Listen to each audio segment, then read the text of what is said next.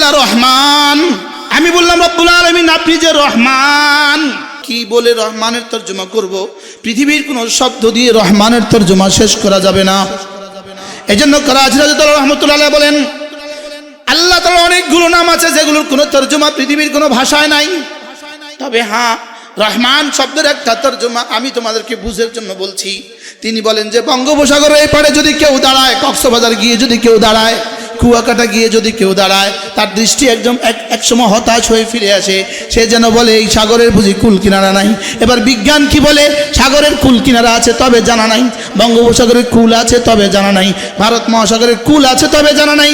এবার করাচি রাহমাতুল্লাহ আলাইহি বলেন আর রহমান শব্দের তর্জমা আমরা বলবো রহমান মানে রহমতের ওই মহাসাগর যেটার কোনো কুল কিনারা নাই। দুনিয়ার সফলতা যেখানে গিয়ে শেষ হয় সেখান থেকে ব্যর্থতা শুরু হয়। সুবহানাল্লাহ বলেন। দুনিয়ার সফলতা যেখানে গিয়ে শেষ হয় সেখান থেকে কি শুরু হয়? ব্যর্থতা শুরু হয়। বুঝেন নাই? দুনিয়ার সফলতা যেখানে গিয়ে শেষ হয় বলেন সেখান থেকে কি শুরু হয় বলেন? ব্যর্থতা শুরু হয়। আর আখিরাতের সফলতা যেখান থেকে শুরু হবে আর জীবনে কখনো শেষ হবে না। তাহলে যেই সফলতার পরে আর ব্যর্থতা নাই এটা হলো সফলতা। সুবহানাল্লাহ বলেন। যেই সফলতার পরে আর কি নাই? ব্যর্থতা নাই, এটাই কি সফলতা। যেই সফলতার পরে আর ব্যর্থতা নাই এটাই সফলতা। যেই সুখের পরে আর অসুখ নাই এটাই আসল সুখ। যেই কামরানির পরে আর কামিয়াবির পরে আর কোনোদিন না কামি নাই এটা হলো আসল কামিয়াবি।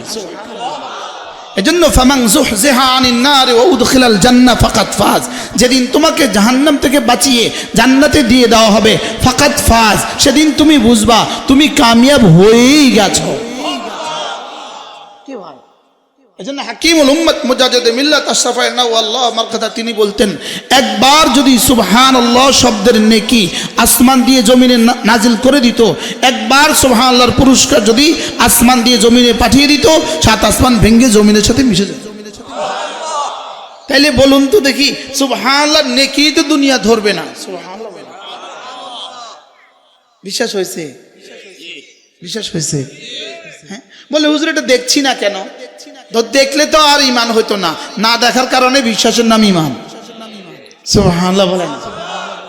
এজন্য হাকিমুল উম্মত মুজাদ্দিদ মিল্লাত আশরাফায়ে নাওয়াল্লাহ মারকাতা তিনি বলতেন একবার সুবহানাল্লাহ বলার সৌভাগ্য যার হয়েছে, একবার সুবহানাল্লাহ ঈমানের সাথে, সুবহানাল্লাহ বলেন, একবার ঈমানের সাথে সুবহানাল্লাহ বলার যার সৌভাগ্য হয়ে গেছে, হাকিমুল উম্মত মুজাদ্দিদ মিল্লাত বলেন এই সুবহানাল্লাহর পুরস্কারটাকে কি পরিমাণ মিলবে এটা জিবরিল জানে না। কি বলছে বলেন? এটা জিবরিল কি? যেমন আপনি আমাকে জিজ্ঞেস করবেন হুজুর আমার কাছে $20 আছে, এটা দিয়ে কি কি পাওয়া যাবে? আমি বলবো এটা দিয়ে একটা বেল্ট পাওয়া যাবে। আবার হুজুর আমার কাছে $100 আছে, কি কি পাওয়া যাবে? আমার কাছে $1000 আছে, কি কি পাওয়া যাবে? আমার কাছে $1,00,000 আছে, কি কি পাওয়া যাবে? $1,00,000 আছে, যাও গুলশানে 1 কাঠা জায়গা পাবা। মনে হয় বুঝেন না।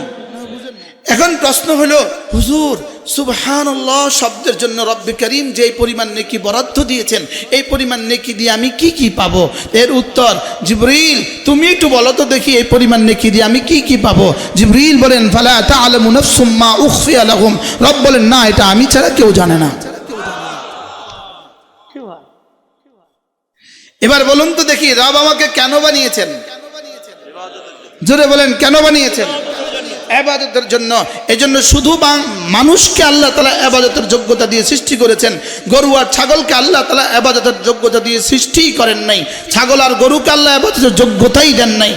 ফেরেশতাদেরকে আল্লাহ তাআলা গুনাহের যোগ্যতাই দেন নাই, ফেরেশতাদেরকে গুনাহের যোগ্যতা দেন নাই, শুধুই ইবাদতের যোগ্যতা দিয়েছেন। আর গরু আর ছাগলকে গুনাহের যোগ্যতা দিয়েছেন, ইবাদতের যোগ্যতা দেন নাই। আর আমরা মানুষ আমাদেরকেই শুধু আল্লাহ তাআলা গুনাহের যোগ্যতা আর ইবাদতের যোগ্যতা দোনোটা দিয়েছেন। এজন্য ফেরেশতা আশরাফুল মাখলুকাত না, কোটি কোটি ইবাদত সত্ত্বেও ফেরেশতা আশরাফুল মাখলুকাত না, আর কোটি কোটি গুনাহ সত্ত্বেও গরু আর ছাগল জাহান্নামী না। কি হয়? গরু আর ছাগল কি না বলেন? জাহান্নামী না। আর ফেরেশতারা কি না? আশরাফুল মাখলুকাত না। ফেরেশতা কি না? আশরাফুল মাখলুকাত না। ফেরেশতা জান্নাতে যাবে কেন? ফেরেশতা জাহান্নামেও যাবে, কিছু ফেরেশতা জাহান্নামে যাবে, কিছু ফেরেশতা জান্নাতে যাবে, কিছু ফেরেশতা জান্নাতে যাবে আমাদের খাদেম হিসাবে, আর কিছু ফেরেশতা জাহান্নামে যাবে জাহান্নামীদেরকে মিটাবার জন্য। ফেরেশতা জান্নাতে যাবে কেন? আমাদের সাথে দুলার সাথে ড্রাইভার যেই জন্য যায়। মনে হয় বুঝেন নাই। আর ফেরেশতারা জাহান্নামে যাবে কেন? কয়েদখানায় পুলিশ যেই জন্য চাকরি করে। পুলিশ কয়েদখানা চাকরি করে না, করে না? কয়েদি পুলিশ কয়েদখানা যে থাকে, আমরা জেলখানা আইসা আমাদেরকে কয়েদি পুলিশ জিজ্ঞেস করতো, হুজুর জেলখানা থেকে বের হবেন কবে? আমি বলতাম জেলখানা থেকে বের হওয়া নিশ্চিত, হয় জিন্দা নয় মুর্দা। পরে আবার কয়েদিরা আইসা একটু মজা টজা করতো, আমি বলতাম আমাদের আর আমরা কমতে বেশ কম, আমরাও জেলে আমরাও জেলে, আমরাও জেলে আপনারাও জেলে, বেশ কম কি বেশ কম এর দূর, আমরা একটু বাড়ি করে যখন ইচ্ছা যাইতে পারি আমরা পারেন না। আমি কইতাম আমাদের কাছেও মোবাইল নেই, আপনাদের কাছেও মোবাইল নেই, বেশ কম এর দূর, আমরাও স্বাধীন না আপনারাও স্বাধীন না। বারহাল তাহলে ফেরেশতারা জান্নাতেও যাবে জাহান্নামেও যাবে। জান্নাতে যাবে কেন? ইবাদতের পুরস্কার হিসেবে নয়। জাহান্নামে যাবে কেন? গুনাহের সাজা হিসাবে নয়। কি তারা গুনাহের সাজা হিসাবে জাহান্নামে যাবে, আর ওরা জান্নাতে ইবাদতের পুরস্কার হিসাবে জান্নাতে যাবে। এবার বলুন তো দেখি, জান্নাতে যাবে কারা? ইবাদতের পুরস্কার হিসাবে জান্নাতে যাবে। আর জাহান্নামে যাবে কারা? গুনাহের সাজা হিসাবে জাহান্নামে যাবে। তাহলে যোগ্যতা যখন দুইটা, তাহলে কর্মও দুইটা, তাহলে সামনের পুরস্কারের স্থলও দুইটা। বুঝেন নাই কথা? যোগ্যতা কয়টা? গরুর যোগ্যতা কয়টা? ছাগলের যোগ্যতা কয়টা? ফেরেশতাদের যোগ্যতা কয়টা? একটা। আমাদের যোগ্যতা কয়টা? দুইটা। তাহলে আমাদের যোগ্যতা যেহেতু দুইটা, এবার কর্ম কয়টা? দুইটা। এবার পুরস্কার স্থল কয়টা? সুবহানাল্লাহ বলেন। জান্নাত আমাদের কর্মের পুরস্কার নয়, জান্নাত আমাদের কর্মের পুরস্কার নয়। এটা বুঝেন নাই সবাই? বলেন জান্নাত আমাদের ইবাদতের পুরস্কার নয়। বলেন জান্নাত হলো ইবাদতের পুরস্কার নেওয়ার জায়গা। সুবহানাল্লাহ। স্টেজ এটা ওয়াজ নয়, এটা ওয়াজ করার জায়গা। তো স্টেজ তো আছে, আমি নামি যাই না, দেখি আমরা কজন থাম। বুঝেন নাই কথা?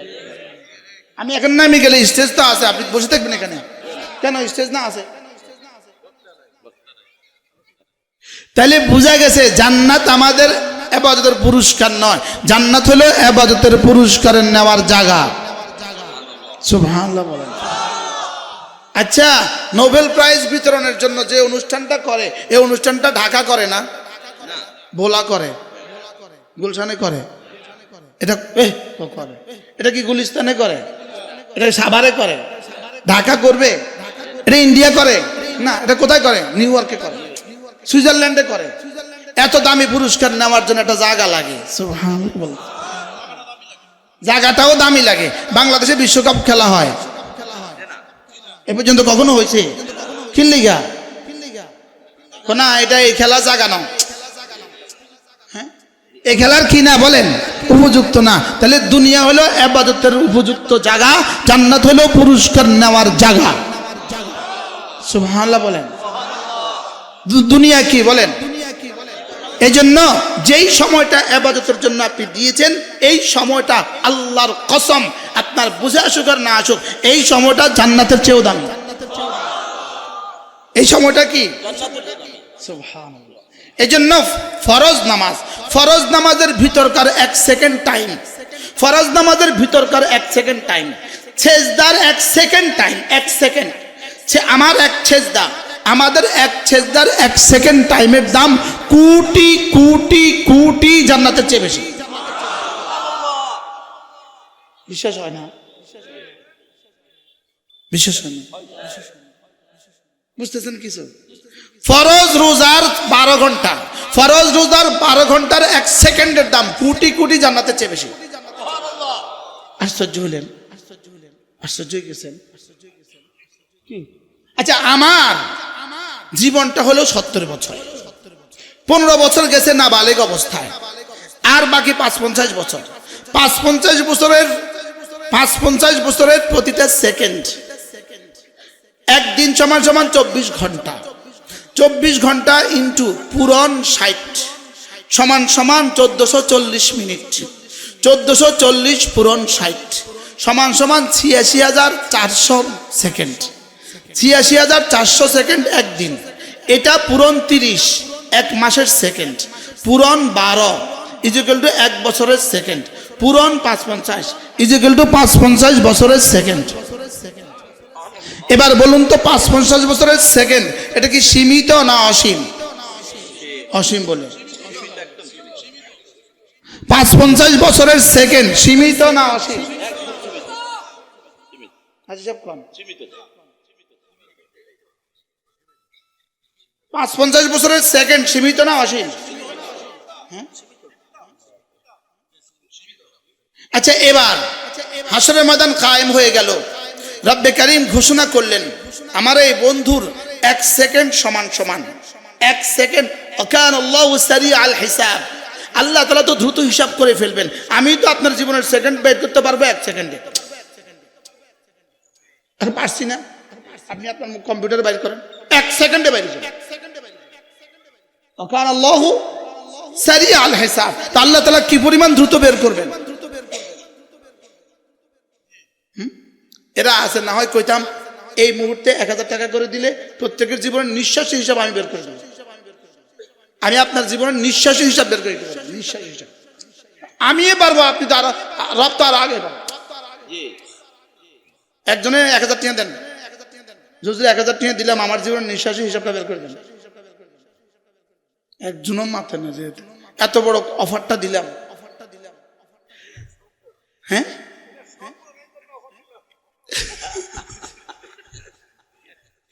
এখন 1টা সেকেন্ড সমান সমান যদি আপনাকে রব যদি বলে আমার এই বন্ধুটাকে 1 সেকেন্ড সমান সমান 70 কোটি বছরের জান্নাত দিয়ে দাও, তাহলে আপনার জীবনের প্রতিটা সেকেন্ডের হিসাব তো আছে, আছে না নাই? এবার ইনটু প্রতিটা সেকেন্ড ইনটু 70 কোটি ইজ ইকুয়াল টু লিমিটেড না আনলিমিটেড? লিমিটেড, সীমিত। মামা বুঝতেছেন? হ্যাঁ বুঝতেছেন? কি কইছি কোন হাজি সাহেব কোন?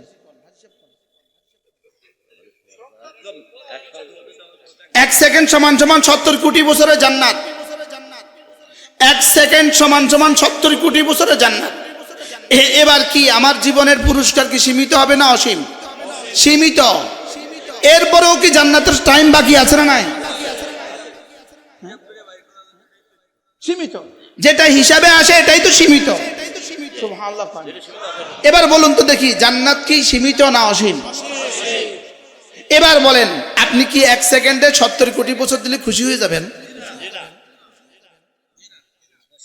হ্যাঁ, ওটা সীমিত। আচ্ছা যদি 70,000 কোটি বছর দেয়, এবার 70 কোটি কোটি বছর দেয়, এবার বলুন তো আপনার আর আমার জীবনের 1 সেকেন্ডের দাম কত?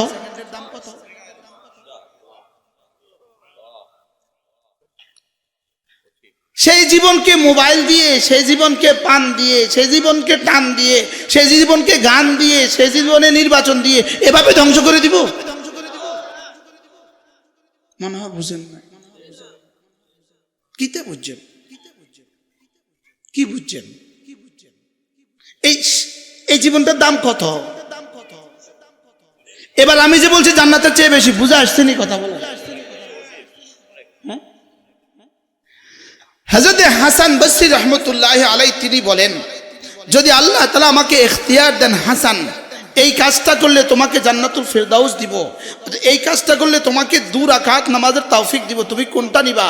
হযরত হাসান বলেন যে কাজ করলে 2 রাকাত নামাজের তৌফিক দিবে আমি এটা নিব।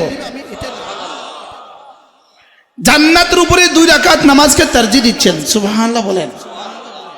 তাকে জিজ্ঞেস করা হলো আপনি জান্নাতের উপরে 2 রাকাত নামাজকে তরজিহ দিচ্ছেন? তো তিনি জবাবে বললেন জান্নাত বানিয়েছে আমার জন্য, আর রব 2 রাকাত নামাজ বানিয়েছেন তার নিজের জন্য।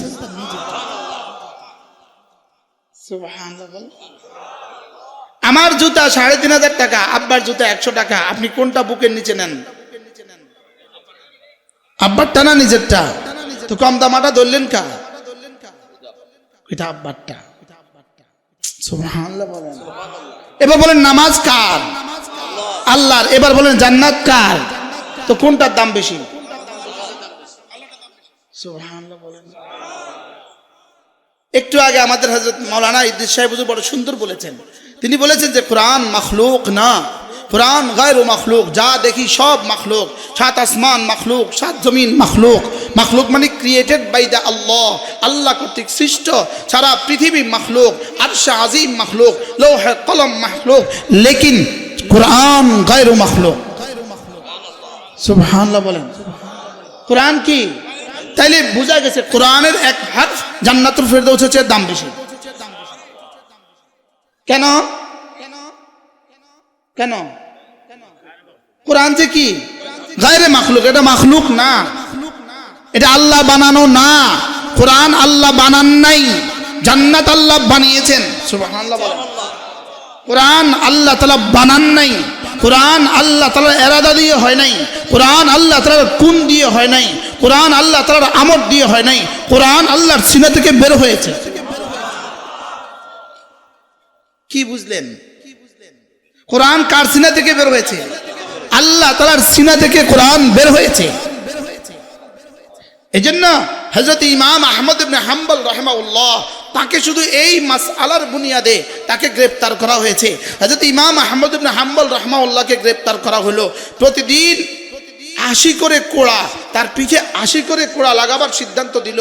80 করে কোড়া খেতেন, আর তিনি খেয়ে খেয়ে আর তাকে বলা হইতো একবার বলে দাও আন্নাল কুরআনা মাখলুকুন, এটা বলে দাও কোরআন মাখলুক, এটা তুমি বলে দাও কোরআন মাখলুক, এটা বলে দাও। হযরত ইমাম আহমদ ইবনে হাম্বল এটা কোড়া কোড়া খেতে খেতে চিৎকার করে করে বলতেন, না আমার জীবন যাবে, কোরআন গায়রু মাখলুক। আমাদের আয়না ঘরে কি করা হইতো? আসামিকে পিটানো হইতো, তার স্ত্রীকে পাশের ঘরে বন্দী করা হইতো, মাকে ধরে নিয়ে আসতো, মাকে ধরে নিয়ে আসতো। এই ছেলের চিৎকার মাকে শুনতে দিত, স্ত্রীকে শুনতে দিত। আমি ছিলাম, এইটাই ছিল আমার আতঙ্কের বিষয়, আমার বিবিকে যদি নিয়ে আসে, এটাই ছিল আমার আতঙ্কের বিষয়। ইমাম আহমদ ইবনে হাম্বলের মাকে নিয়ে আসছে, মার সামনে পিটাই শুরু হয়েছে। আর মাকে বাচ্চার পক্ষ থেকে বলা হয়েছে, তুমি একবার তোমার সন্তানকে এই কথা বুঝাও যে বাচ্চার সামনে একবার শুধু তুমি আন্নাল কুরআন মাখলুক এই কথা বলে দাও, কোরআন মাখলুক এটা বলে দাও, বাচ্চার সামনে একবার বলে দাও। হযরত ইমাম আহমদ ইবনে হাম্বল রাহমাতুল্লাহর মা, এটা তো আমার মা না, এটা ইমাম আহমদের মা। সুবহানাল্লাহ বলেন। কি হয়? ইমাম আহমদ ইবনে হাম্বলের মা জবাবে বললেন, ওয়ালিযালিকাল ইয়াউম ওয়ালাদতু, আজকের এই দিনের জন্যই আমি তোকে প্রসব করেছি। পিঠা খেতে খেতে মরে যেতে পারিস, লেকিন কোরআন মাখলুক এটা যেন তুই না বল। সুবহানাল্লাহ বলেন। বলে এটা বলা যাবে না, এটা বলা যাবে না, এটা বলা যাবে না। ইমাম আহমদ ইবনে হাম্বল রাহিমাহুল্লাহ তাআলা কোড়া খেতে খেতে খেতে খেতে একসময় ক্লান্ত শান্ত হয়ে ঝিমিয়ে যেতেন। তো ঝিমাতে ঝিমাতে তিনি তার রবকে 100 বার স্বপ্ন দেখেছেন।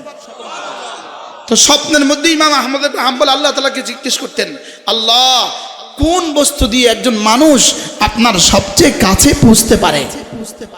সুবহানাল্লাহ বলেন।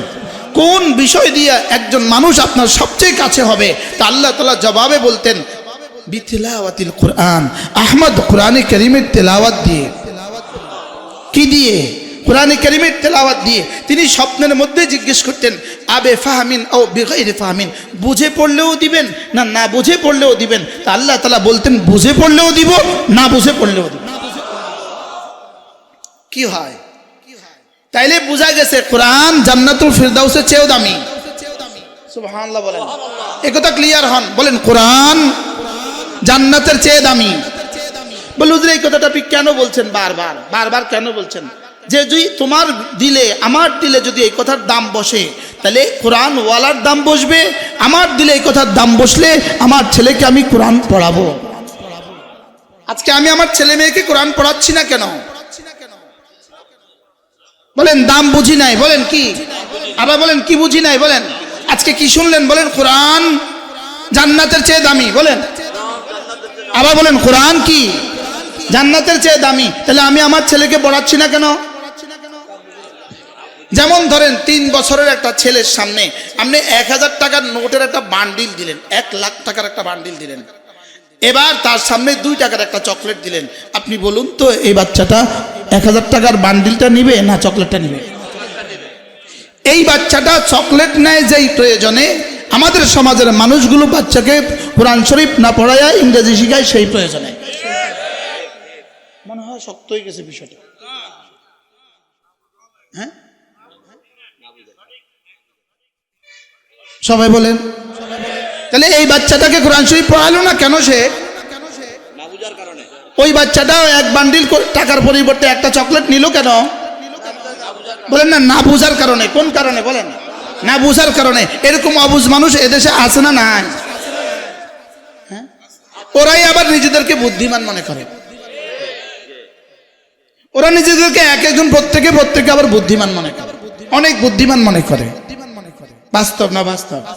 ওরা নিজেদেরকে কি মনে করে বলেন? অনেক বুদ্ধিমান মনে করে।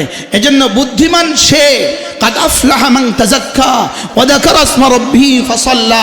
বুদ্ধিমান সে, আল্লাহ তাআলা বলেন ইন্না ফি যালিক লাআয়াতিন লিউলিল আলবাব আল্লাযীনা ইয়াযকুরুনাল্লাহ কিয়ামা ওয়া কুউদান ওয়া আলা জুনুবিহিম। রব বলেন বুদ্ধিমান শুধুই তারা যারা দাঁড়িয়েও জিকির করে, বসেও জিকির করে, শুয়েও জিকির করে। আর জিকিরের এক নম্বর তরজমা কোরআনে কারীম। কি বলছি বলেন? জিকিরের এক নম্বর তরজমা কি বলেন? আবার বলেন সর্বশ্রেষ্ঠ জিকির কি? কোরআন। সর্বশ্রেষ্ঠ জিকির কি? আল্লাহ তাআলা কোরআনকেই জিকির বলেছেন। ইন্না নাহনু নাযালনা যিকরা, আমি জিকির নাজিল করেছি। কোরআন এখানে জিকর মানে কোরআন। ওয়ামা আল্লামনাহু শি'রা ওয়ামা ইয়ানবাগী লা ইন হুয়া ইল্লা যিকরুন ওয়া কুরআনুম মুবিন। রব্বে কারীম বলেন আমি আমার রাসূলকে শের শিখাই নাই, কবিতা শিখাই নাই, তাকে শুধু কোরআন নামক জিকির নামক কোরআন দিয়েছি। সুবহানাল্লাহ বলেন। তাহলে কোরআনই জিকির, জিকিরেই কোরআন। সুবহানাল্লাহ বলেন। তাহলে সুবহানাল্লাহ এটা যেমন জিকির, আলহামদুলিল্লাহ এটা যেমন জিকির, আল্লাহু আকবার এগুলো যেমন জিকির, লা ইলাহা ইল্লাল্লাহ এটা যেমন জিকির, কুল হুয়াল্লাহু আহাদ এটাও জিকির।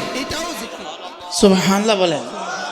এবার প্রশ্ন, কোরআনের বাহিরে যে আজকারগুলো রাসূল শিখিয়েছেন এগুলোও জিকির আর কোরআনও জিকির। বাকি দুটার মধ্যে পার্থক্য কদ্দুর? পার্থক্য হলো যে জিকিরগুলো রাসূল শিখিয়েছেন এগুলো রাসূলের মুখ নিঃসৃত, রাসূলের জবাব থেকে, রাসূলের জবানে আথার থেকে বের হওয়া।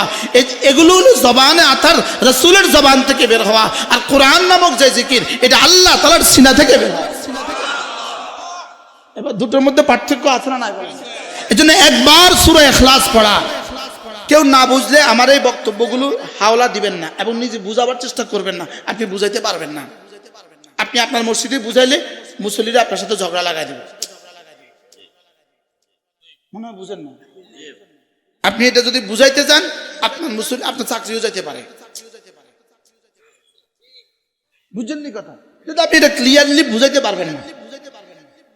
1 কোটি বার সুবহানাল্লাহ বলার চেয়ে একবার সূরা ইখলাসের দাম বেশি।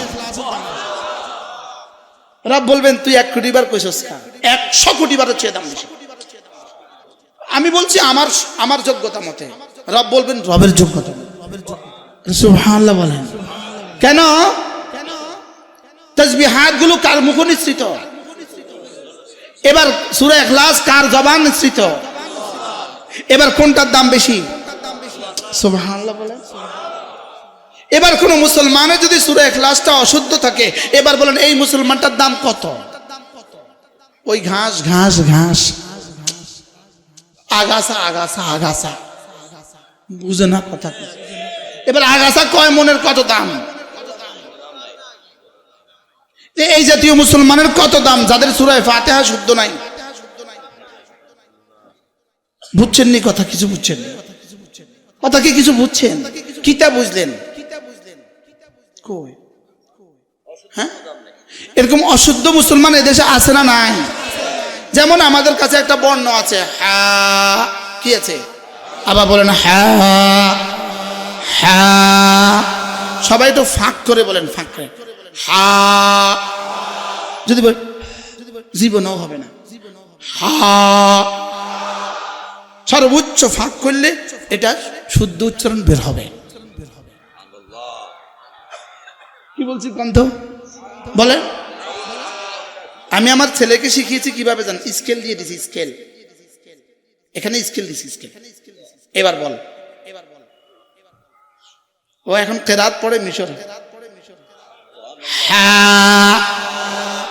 এই একটা বর্ণ উলামায়ে উম্মত একটু খেয়াল করেন।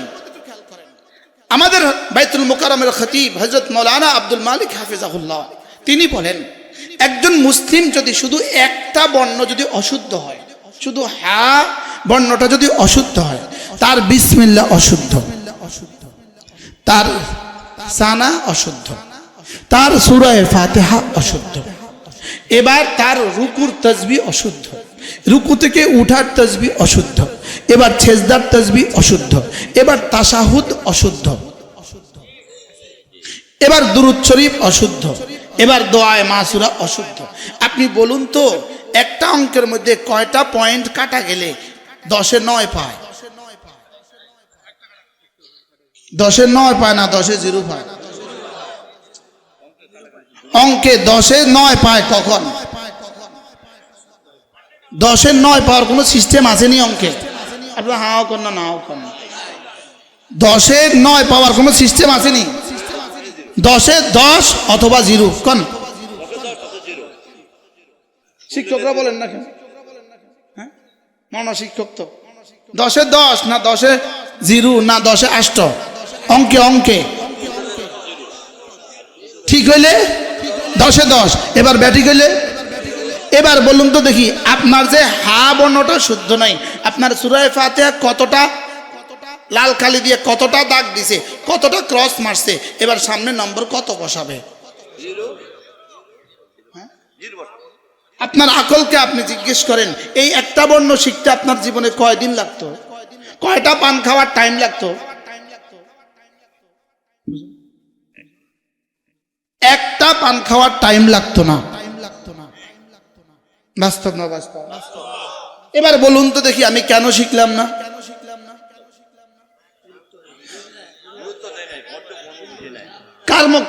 কার মতো বুঝি নাই আমি।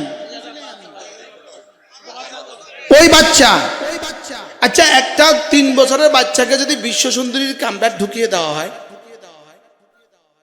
আচ্ছা এই বিশ্ব সুন্দরীর কামড়া 3 বছরের বাচ্চাটা ঢুকাইলে 3 বছরের বাচ্চাটা কি পরিমাণ খুশি হবে? হ্যাঁ ওখানে যায় কি মা তুমি কই? তার মা যে ওই গ্রামে কাজ করে এই ময়লা কাপড় নিয়ে ছেঁড়া কাপড় নিয়ে, তার মা তার কাছে বেশি সুন্দর না বিশ্ব সুন্দর তার কাছে বেশি সুন্দর? কি সে কি এখন মার কোলে ঝাঁপায় পড়বে না বিশ্ব সুন্দরী কোলে ঝাঁপায় পড়বে?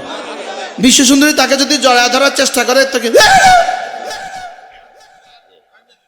কাইন্দা দিব, কি দিব বলেন না? কি লেগা এটা বুঝে না। ঠিক তেমনি ভাবে যেই সমাজের মানুষগুলো কোরআন শরীফ নিজেও পড়ে না, বাচ্চাদেরকেও পড়ায় না, এরা হলো ওই বাচ্চার মতো। মনে হয় বুঝেন না? ওই বাচ্চা অবুঝ না বুঝমান। তাহলে যারা কোরআনে কারীম বুঝে না আর পড়ে না, এরা কি পরিমাণ অবুঝ? বাচ্চা বিশ্ব সুন্দরী বুঝে।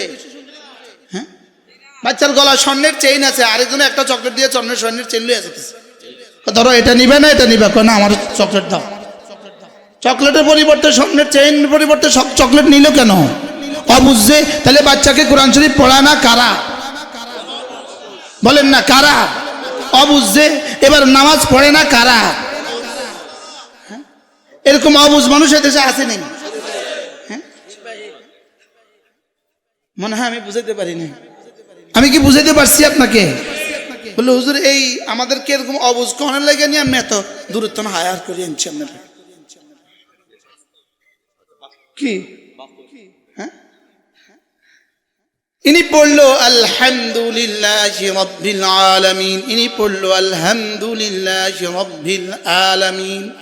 এক শব্দের মধ্যে কয়টা ক্রস গেল? একটা বাক্যের মধ্যে কয়টা ক্রস গেল? এভাবে যদি তোমার জীবনে 70 বছর ক্রসে চলে যায়, বন্ধু বলো তো তোমার নম্বর কত মিলবে? হ্যাঁ এবার বলুন তো দেখি সামনে আমার জন্য কি অপেক্ষা করছে? আমার রব যদি জিজ্ঞেস করে তুই জীবনে সব পারলি, এটা পারলি না কেন? আপনি জবাব রেডি করে রাখেন, জবাব ঠিক করছেন আব্বা আম্মা আমাকে শিখায় নাই, জবাব দিবেন আব্বা আম্মা শিখায় নাই। এবার যদি রব জিজ্ঞেস করে তোর আব্বা আম্মা তো তোকে জীবনে অনেক কিছু শিখায় নাই, তুই বাকিগুলো শিখলি কেন? বাস্তব না বাস্তব? তুমি যে পল্লী বিদ্যুতের বল্লির উপরে উঠে কাজ করো, এটা তো কোনোদিন তোর মা তোরে শিখায় নাই। কমপক্ষে এই কাজটা তো তোর মা তোরে শিখায় নাই। মা কি পল্লী বিদ্যুতের বল্লির উপর উঠছিল কোনোদিন? হ্যাঁ, তোর মা তো তোকে জীবনে অনেক কিছু শিখায় নাই, তুই শিখলি কেন? তাহলে আব্বা আম্মা আমাকে শিখায় নাই, এই প্রশ্নে এই উত্তর দিয়ে আপনি বাঁচতে পারবেন না। এই উত্তর দিয়ে কি বাঁচা যাবে না। এজন্য বন্ধুর হাতে ধরে বলি, পায়ে ধরে বলি, আজ থেকে সিদ্ধান্ত নেন কোরআন শিখবে কে কে? কোরআন শিখবে তিন দলে, আমি তুমি সে, আমি তুমি সে। বলেন কোরআন শিখবে কে কে? না, আওয়াজ আসতে দিবেন। বলেন কোরআন শিখবে কে কে?